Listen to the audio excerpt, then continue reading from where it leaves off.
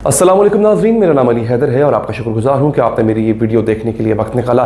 नाज़रीन, जो वक्त बढ़ता जा रहा है और इसको कोई संभालने वाला नहीं है, हालात मज़ीद ख़राब होते जा रहे हैं। अभी तक की ताज़ा अपडेट, अगेन मीडिया ब्लैकआउट है। इस वक्त किसी भी टीवी चैनल पर कुछ नहीं बताया जा रहा है कि क्या हो रहा है। नाज़रीन, हुकूमती वर्जन आ रहा है, दूसरा वर्जन आपके सामने नहीं आ रहा है। हुकूमती वर्जन भी जो आ रहा है बड़ा महदूद किस्म का आ रहा है। तो सोशल मीडिया ही एक ऐसा प्लेटफॉर्म है जहाँ से आपको पता चल सकता है कि इस वक्त तहरीक लब्बैक पाकिस्तान का क्या मामला चल रहा है हुकूमत के साथ। वो सड़कों पर है, नहीं है, उसके लोग गिरफ्तार हो रहे हैं, नहीं हो रहे हैं, हुकूमत क्या करने जा रही है। हुकूमत एक बड़ा काम करने जा रही है। नाज़रीन, तहरीक लब्बैक ने फिलहाल क्या फैसला किया है, वो आगे क्या करने जा रही है, उसका रद्द अमल और लाहे अमल क्या होगा, ये तमाम चीज़ें आपको आज की वीडियो में नज़र आ जाएंगी। मैं आपको मैंने पहले बताया था कि एक तो मुल्कगीर हड़ताल का ऐलान किया गया।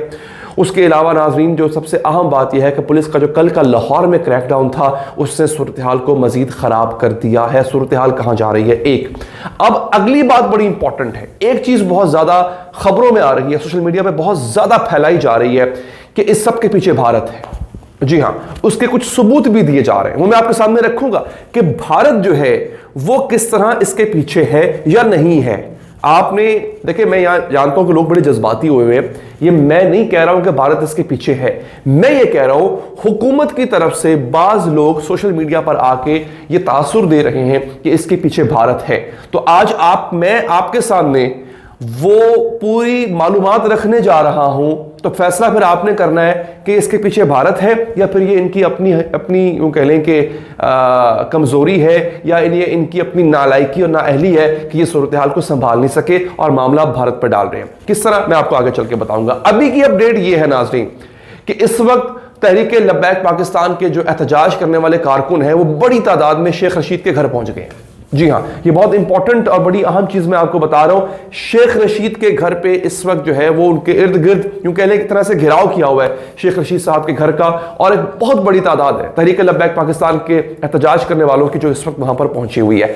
शेख रशीद कहां है, ये अगला सवाल आपके ज़हन में आएगा। शेख रशीद अपने घर में मौजूद नहीं है। शेख रशीद थोड़ी ही देर में निकलने वाले हैं, या जब आप ये वीडियो देख रहे हो उस वक्त हो सकता है वो पहुंच गए हो।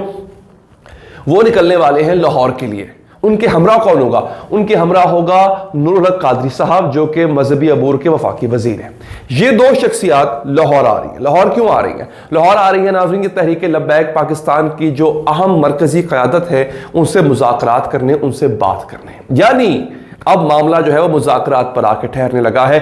वो चीज़ जो हुकूमत को पहले कर लेनी चाहिए थी, यानी आपने, वो कहते हैं ना कि 100 प्याज भी खाए 100 लितर भी खाए, आपको ये काम पहले करना चाहिए था। आपने जब साद रिजवी को गिरफ्तार किया, आपको पता नहीं था ये सब कुछ होगा। आप वही मुज़ाकरात जो आज आप इतने लोग मरवाने के बाद, इतनी अमलाक को नुकसान पहुंचाने के बाद, पूरे मुल्क में इंतशार फैलाने के बाद, अब आप जो मुज़ाकरात करने जा रहे हैं, यही मुज़ाकरात आप साद रिजवी से कर लेते, उनको गिरफ्तार करने से पहले कर लेते। आप ये कह रहे हैं कि हम उनसे मुज़ाकरात पहले भी कर रहे थे। ये हुकूमत का मौक़िफ़ है। मेरी शेख रशीद साहब से बात भी हुई, उन्होंने कहा कि जनाब हम मुज़ाकरात पहले कर रहे थे, ये लोग मान नहीं रहे थे। हम इससे कह रहे थे कि मामला जो है वो इस वक्त पार्लियामेंट में जा चुका है, इस पर बहस शुरू हो जाएगी पार्लियामेंट में, जैसा कि मुतालबा था इनका।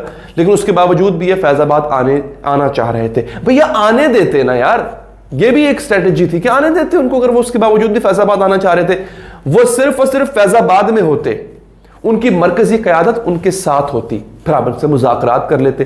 अब वो पूरे मुल्क में फैले हुए हैं, अब कहां कहां किस से मुज़ाकरात करेंगे आप। खैर, ये थी अब तक की अपडेट। एक आगे बढ़ते हैं नाज़रीन।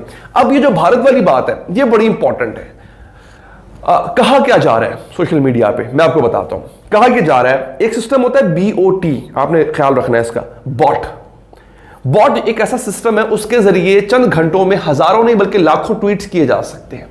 अच्छा, वो हजारों ट्वीट्स करके एक हैशटैग के साथ हजारों ट्वीट्स करके आप ट्रेंड बना देते हो ट्विटर के ऊपर। जब आप कोई चीज ट्रेंडिंग में आ जाती है तो हर किसी की तवज्जो उस पर मरकूज हो जाती है। अब हुआ ये कि कहा यह जा रहा है कि जो तहरीक लब्बैक पाकिस्तान का धरना था, उनका जो प्रोटेस्ट है, उसके ऊपर जो है वो भारत ने वहां बैठ के उस पर बेशुमार ट्वीट्स की, एक पूरी सोशल मीडिया कैंपेन चलाई उसको प्रमोट करने के लिए। किस तरह से? उस पर अरशद शरीफ साहब ने ट्वीट किया। अरशद शरीफ साहब कहते हैं कि एक आदमी है, ये ट्वीट आपके सामने आ गया, मेरे ख्याल है जट नाम का कोई आदमी है, उसका व्हाट्सएप ग्रुप है, उनके मुताबिक, अशरफ शरीफ साहब के मुताबिक, कि ये बंदा जो है तहरीक लब्बैक पाकिस्तान का है, मगर इस व्हाट्सएप ग्रुप में भारत के नंबर्स आप देख भी सकते हैं। ये जो 91 का कोड होता है ये भारत का कोड है, इसमें भारत के नंबर्स हैं।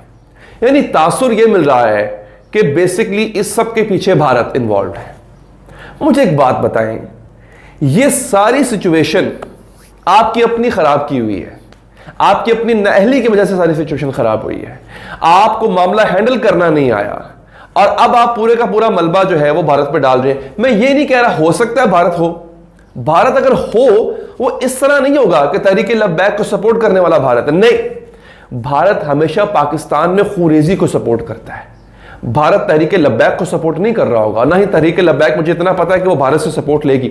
लेकिन जब आप कोई मेस क्रिएट करते हैं ना, जब आप जंगो जदल का आगाज करते हैं खुद से, जैसे कि इन्होंने किया, तो फिर भारत उस आग में अपने हाथ सेकने आ जाता है। यही कर रहा है भारत, अगर है तो, मुझे नहीं पता, लेकिन अगर है तो ये इस तरह से है। ऐसे नहीं है कि टीएलपी को सपोर्ट कर रहा होगा या किसी और मजहबी जमात के साथ मिला होगा, उसको फंड दे रहा होगा, जनाब आओ भारत के अंदर पाकिस्तान के अंदर आग लगाओ, ये नहीं होगा।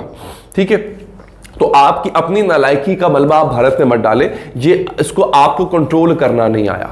दो काम करते, अगर आपने फैसला कर लिया था कि आपने इसको आईनी हाथों से निमटना है तो फिर निमटे, आप में इतनी सलाहियत है तो निमटे।